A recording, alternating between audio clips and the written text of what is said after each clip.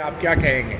سر court کا decision آپ نے سن لیا اور بالکل we as Pakistani I am a civil servant comply court کے آرڈر کو کرنا ہے اور کورٹ نے اس کو سسپینڈ کیا 30 days اکارڈنگلی جو لیگل ہے ہمیں وے وہ اڈاپٹ کیا جائے گا، اس پہ اپیل فائل کی جائے گی، باقی جو فردر اس اپیل پہ ڈیسیژن آئے گا۔ ویسے آپ نے اپنی غلطی تو تسلیم کی تھی عدالت کے سامنے؟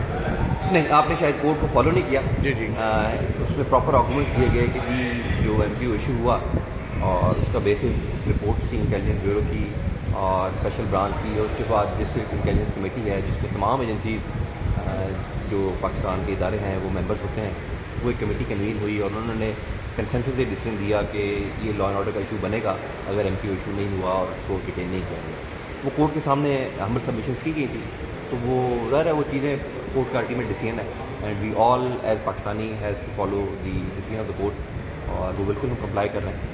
اب 3 MPO غیر قانونی قرار دے دیا گیا تھا، تو کیا ایجنسیاں کسی غیر قانونی کام کے لیے ایک ڈپٹی کمشنر کو حکم دے سکتی ہیں؟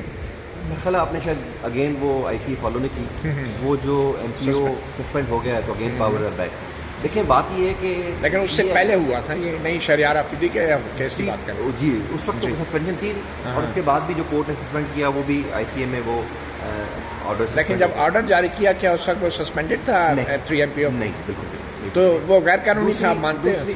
نہیں، سسپینڈ نہیں تھا، میں یہی ٹارچ کر رہا ہوں۔ دیکھیں آپ نے یہی بات کی نا کہ پاور سسپینڈڈ تھے، میں وہی عرض کر رہا ہوں کہ پاور سسپینڈڈ نہیں تھے۔ جب پاور سسپینڈڈ نہیں تھے تو غیر قانونی کیسے ہو گیا؟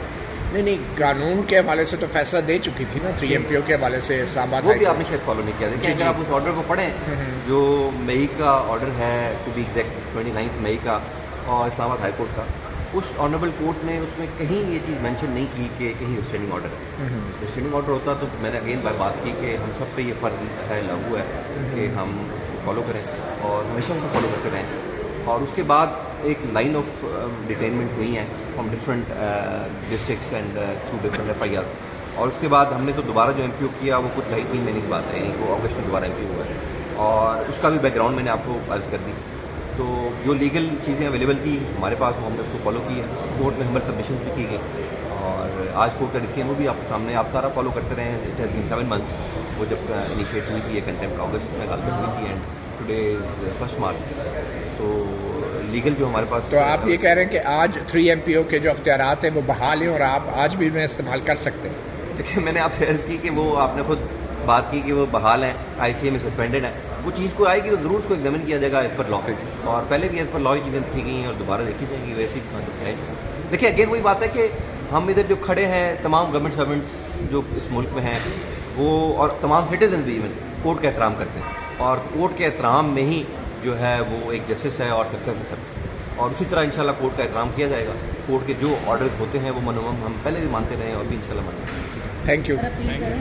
جی بیٹا، اپیل تو کر رہے ہیں جی وہ تو ہمارے لیگل رائٹ ہے، وہ تو لیگل رائٹ اگر نہ کی تو پھر 30 دن لیگل رائٹ ہے وہ دینے کا، جو لیگل رائٹ ہے وہ تو انشاءاللہ ویل کیا جائے گا پورا۔ Thank you.